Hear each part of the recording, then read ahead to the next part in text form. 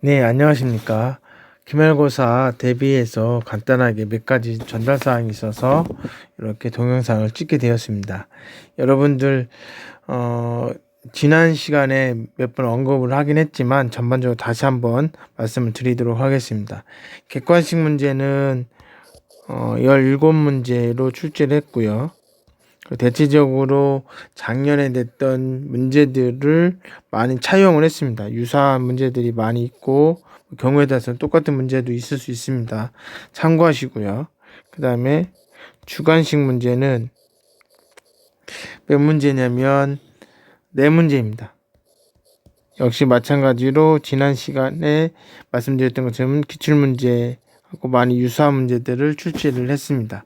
여러분 기억을 해주시고, 이번에는 아무래도 좀 난이도가 작년보다 조금 쉽게 출제한 경향이 있습니다. 그래서 여러분들이 기출문제 동영상을 여러 번 반복해서 보시면 여러분들이 아무래도 시험을 보는 데 있어서 도움이 많이 될 거라고 생각이 되어집니다. 자, 몇 가지 사항들을 여러분한테 말씀을 드리면, 첫 번째는 그 외적 구하는 문제, 외적이나 내적 구하는 문제들을 여러분들 꼭 기억을 해서 푸시고, 그 다음에 특별히 외적에서는 말씀드렸던 것처럼 외적을 통해서 두 벡터의 평행사변형의 넓이를 구할 수 있습니다. 물론 이것의 반이 바로 뭐가 되냐면 삼각형 넓이가 될 것이고요. 자, 그 다음에 내적을 통해서는 뭐냐면 두 벡터의 사이각을 구할 수 있습니다. 여러분들 이것도 기억을 해주시고요. 자, 그 다음에 두 번째는 우리가 이제 벡터 공간에 대해서 언급을 할 겁니다. 벡터 공간. 벡터 공간 통해서 부분 공간이라고 하는 것이 존재하게 되고요. 자, 뭐 물론 조건을 우리가 알아야 되고 그 조건을 만족하면 벡터 공간이 된다라고 하는 것도 알아야 되지만, 또 요걸 하면서 나오는 게 뭐냐면 차원이 있고요. 이 차원을 얘기하기 위해서는 선형 독립이라든지 종속이라고 하는 것들에 대해서 언급이 될 겁니다. 자, 독립이라고 얘기를 하면 독립이 되는지를 물어볼 때 여러분들 A에 V 플러스 B에 뭐 U 플러스 C에 W, 만약에 이제 세 개의 벡터가 주어지고 요것이 독립이냐라고 물어봤을 때 요것이 만족하는 A, B, C의 값이 있을 건데, 이 값이 만약에 유일하다는 것은 A도 0, B도 0, C도 0이에요. 유일하면 그러면 뭐가 되냐면 독립이 됩니다. 독립이 된다는 얘기는 이 U, V, W가 서로한테 종속이 되어 있지 않기 때문에 뭐 W를 U하고 V에 의해서 만들어질 수 없다는 얘기죠. 서로 독립적이다는 얘기죠. 자, 그러면 이 세 개가 독립이 되게 되면 이 세 개를 통해서 만들어지는 공간이 있을 겁니다. 그 공간의 차원은 보통 3차원이 되겠죠. 세 개니까. 세 개로 모든 벡터를, 즉 여기 세 개의 벡터가 이제 A, 여기 뭐 X, Y, Z로 표현하게 되면 이것은 R3 공간이기 때문에 3차원이 될 가능성이 높죠. 그죠? 근데 만약에 이게 종속이 된다.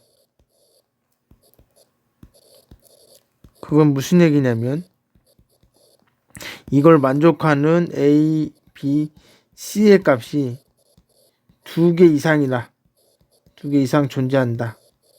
두 개 이상이라고 하면 하나는 요거고 또 하나는 뭐 예를 들자면 뭐 3이라고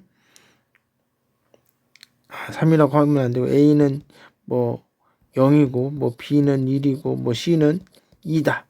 내지는 마이너스 3이다. 뭐 이렇게 되면, 만약 이런 조건을 만족한다. 그러면 어떻게 되겠습니까? 결국은 마이너스 3 V는 b가 1이니까 u 플러스 2w는 0이 될 거고, 그 얘기는 뭐냐면, 그리고 3u라고 하지 말고 u는 3v-2w가 되겠죠.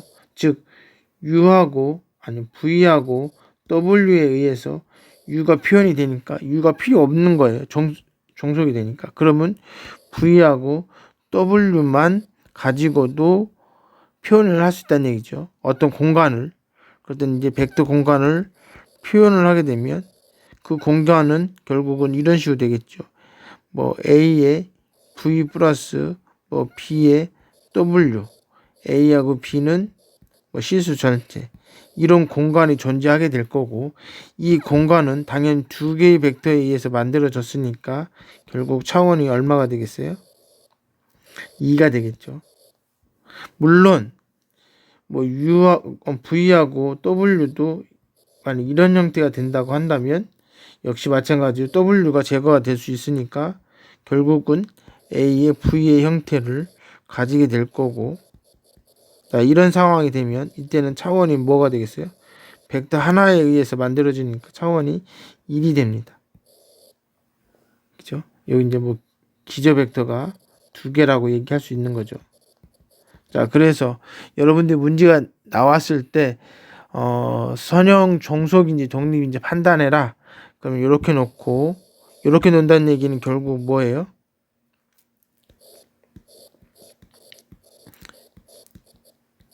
이렇게 되겠죠. 이렇게 여기가 이제 벡터가 이렇게 있을 거고, 뭐 잠깐만, 여기 u가 되고 여기 w가 되고 이렇게 벡터가 이렇게 될 겁니다.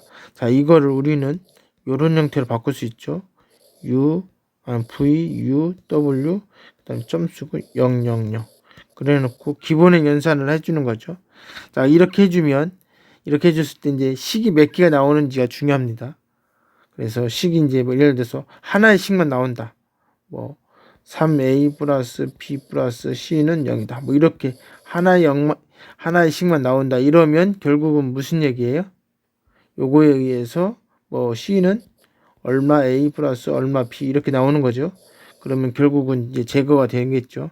자, 그렇게 되고, 만약에 이거 말고 여기에서 이걸 만족하는 식이 요거랑 뭐 c는 0이다. 이렇게 되면 결국 c가 0이니까 이게 0 되죠. 그러니까 뭐 b는 마이너스 3a가 되는 거죠.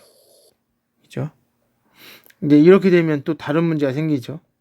자, 그래서 요렇게 돼 가지고 모든 이게 이제 어떤 형태가 되면 되냐면 요게 결국 단위 벡터가 되면 그러면 선형 독립이 됩니다. 근데 그렇지 않고 단위 벡터가 되지 않고 어떤 형태가 되면 보통 이렇게 되는 거죠. 뭐 여기 0, 0, 0이고 여기에 뭐 0, 0 뭐 어떤 게 있고 어떤 게 있고 어떤 게 있고 이런 형태가 된다든지, 아니면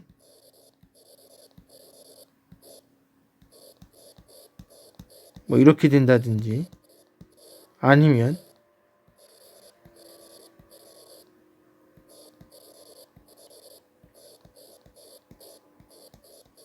뭐 이렇게 된다든지.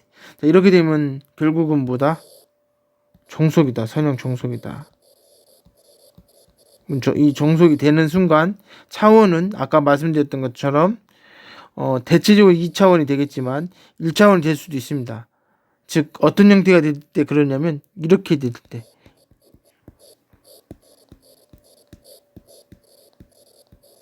그죠? 그럼 얘로 표현할 수 있고 얘도 표현할 수 있죠. 자, 그렇게 됐을 때 차원을 결정할 수가 있습니다.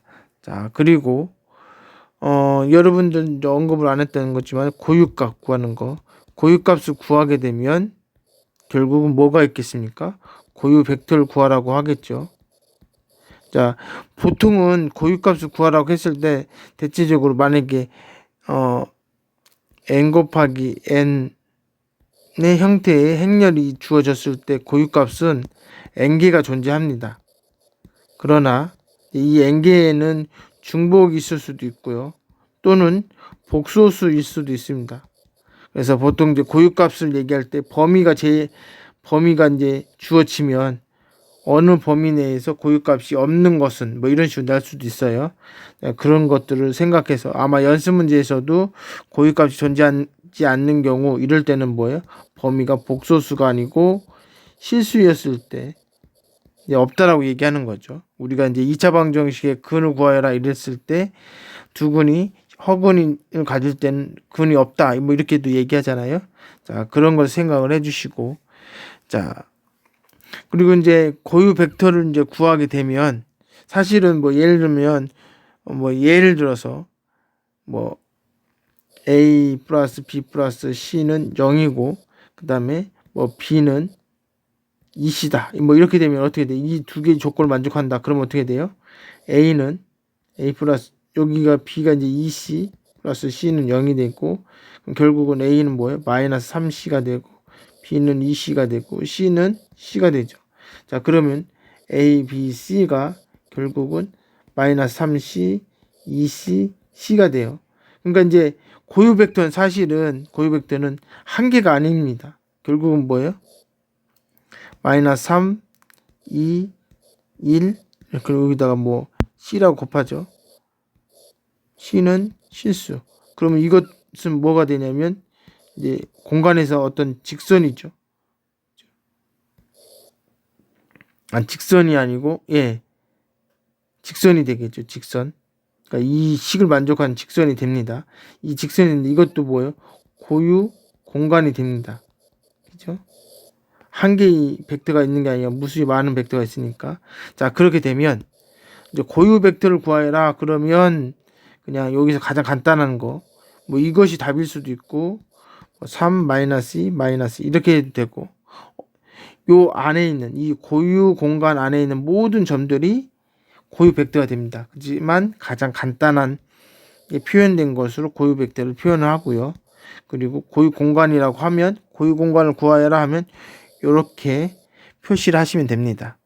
그리고 고유 값에 대해서 고유 벡터가 다 하나씩 존재하겠죠. 자, 그래서 여러분들이 이런 부분도 고민을 해보시고요.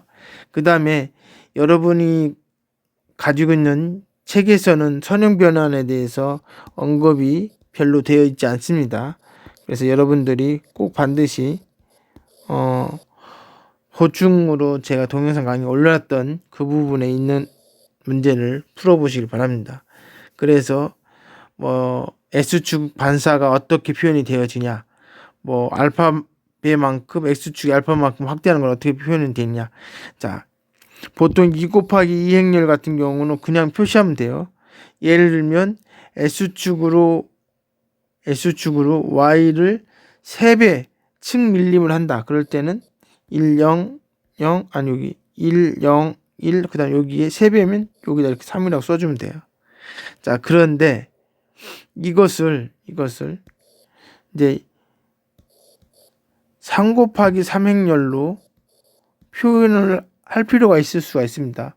왜 그러냐면 이제 그 평행이동 같은 경우는 평행이동은 이렇게 2 곱하기 2 행렬로 표현이 안 돼요.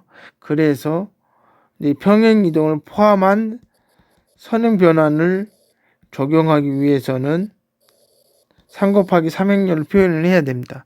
그렇게 되면 어떤 문제가 해결이 되냐면 임의의 점을 뭐 예를 들면 S축을 얼마큼 이동하고 Y축을 얼마큼 이동하고 그 다음에 뭐 축 변환하고 축을 대칭하고 또 이제 뭐 세타만큼 회전하고 이런 것들을 어떻게 해요?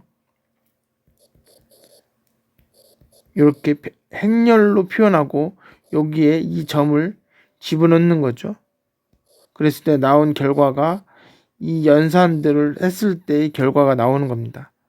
이것이 아마 그 보충 동영상 강의에서 문제로 풀어진 것을 여러분이 기억하실 겁니다. 그래서 그것을 꼭 참고해서 한번 해보시고, 그래서 아까 말씀드렸던 것처럼 2 곱하기 2 행렬로 표현하는 것뿐만 아니라 3 곱하기 3으로 표현하는 방법도 여러분 꼭 기억을 해주셔야 이번에 시험에 도움이 될 것입니다. 문항수는 지난 기말고사보다는 문항수가 조금 줄어들고 그리고 이제 이미 기출문제로 제공이 되었기 때문에 충분히 여러분이 학습이 되면 40분 내에 문제를 다 풀 수 있을 거라고 생각이 되어집니다. 그래서 여러분들이 빨리 푸는 방법을 좀 키우시는 게 좋아요. 실제로 작년에 시간이 부족해서 많이 못 풀었던 학생들이 있었습니다. 그래서 여러분들이 이번에 좋은 성적을 얻기 위해서는 반드시 트레이닝을 하셔가지고 빠른 시간에 정해진 시간에 문제를 풀 수 있게끔 하시길 바랍니다. 예, 수고하셨고요. 여러분들이 언제든지 궁금한 사항들이 있으면 개인톡으로 질문해 주시길 바랍니다. 수고하셨습니다. 감사합니다.